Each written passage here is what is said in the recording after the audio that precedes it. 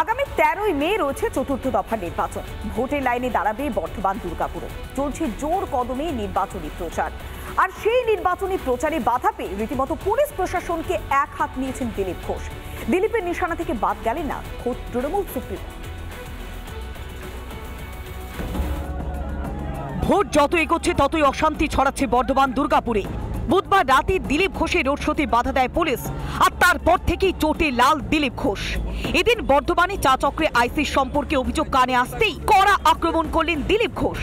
প্রচার করছেন কেন? পুলিশের পারমিশন নেই। কালকে বলছে কে বলছে? আইসি। ওর বাপের জমিদার নাকি? জুতিয়ে লম্বা করবো ওকে। আইসি হচ্ছে সালা, কাপড় খুলে দেবো চোর রাস্তায় নিয়ে।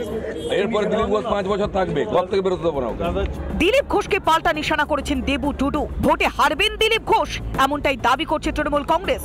পুলিশকে গালাগাল দিয়েছে, উনি জবাব পাবেন আগামী নির্বাচনে। তার জামানত জব্দ হবে। যত উনি গালাগাল দেবেন তত ওর ভোট কমবে এবং জামানত জব্দ হওয়ার অপেক্ষায়। বৃহস্পতিবার মন্তেশ্বরের পিপলন এলাকায় বিজেপি কর্মীদের সম্মেলনে যান বর্ধমান দুর্গাপুরের বিজেপি প্রার্থী দিলীপ ঘোষ। সেখান থেকেই মমতা বন্দ্যোপাধ্যায়কে সরাসরি নিশানা করেন বিজেপির প্রার্থী।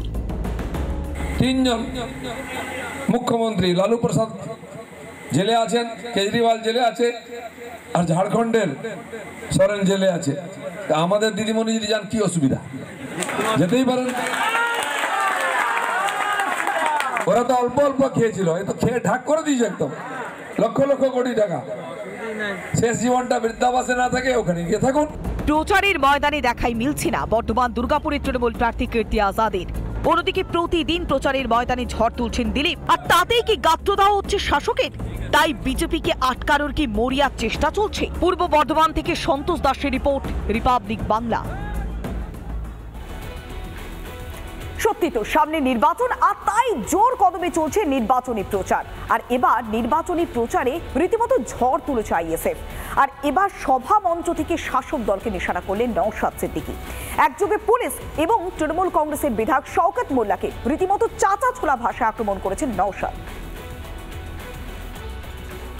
আর বেশি দিন বাকি নাই শওকত মোল্লার বাইরের ভাত খাওয়া, জেলের ভাত খুব তাড়াতাড়ি খাচ্ছে।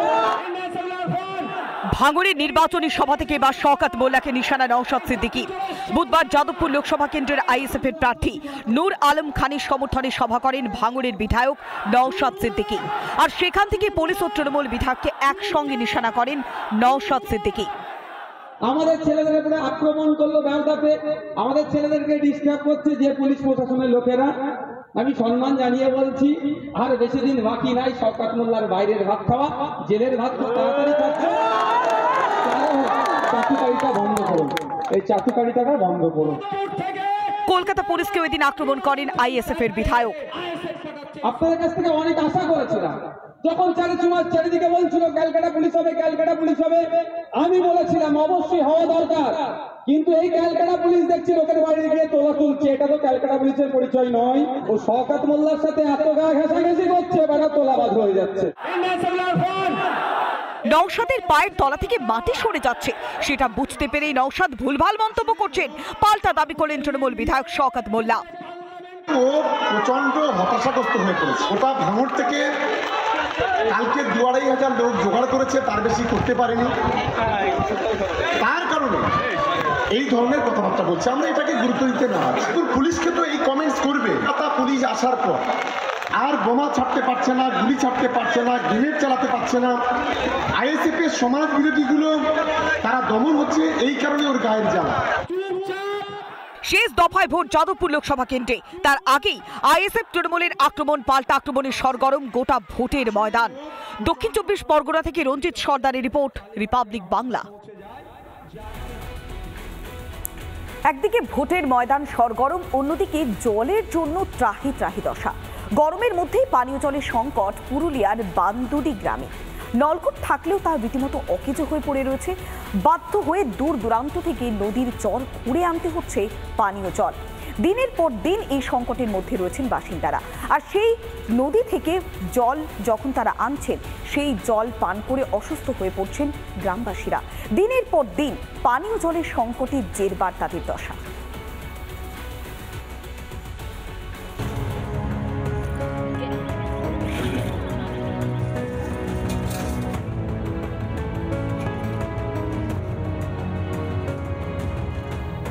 এইভাবেই নদীর চর খুঁড়ে জল সংগ্রহ করতে হচ্ছে পুরুলিয়াবাসীকে।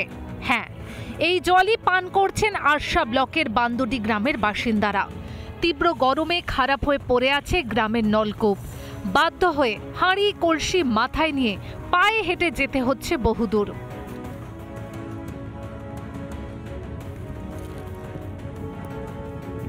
নাড়ির জল লিখছি, এই নলকূপ আছে তো সব বেড়াই গেলছে, একটা ভালো আছে। হ্যাঁ হ্যাঁ, বাঁধো নদীর মধ্যে এইটা গেলছে তো ওথায়। অনেক দূর আমরা আসি জল লেগে, শরীর খারাপ হয়ে যায়। এখানে এই তোপা খালের জলটা গরু কড়া খাচ্ছে, এই জলটা আমরা খাচ্ছি, তো শরীরটা দমে খারাপ লাগে। কল একটা করে দিলে ভালো ছিল।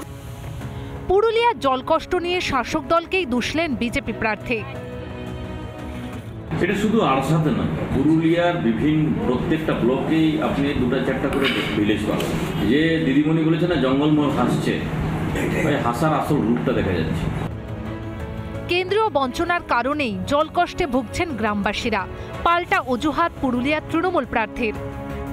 আর্থিক সীমাবদ্ধতার কারণে রাজ্য সরকার করার ইচ্ছে আছে, কিন্তু রাজ্য সরকার অনেক ক্ষেত্রে আর্থিক সীমাবদ্ধতার কারণে হয়তো করতে পারছে না। ভোট আসে, ভোট যায়, হয় না জল সংকটের স্থায়ী সমাধান। ভোটের আগে যে তিমিরে পড়ে আছেন পুরুলিয়াবাসী, ভোটের পরেও কি সেই তিমিরেই পড়ে থাকতে হবে খেটে খাওয়া মানুষদের? পুরুলিয়া থেকে অরবিন্দ মাহাতোর রিপোর্ট, রিপাবলিক বাংলা।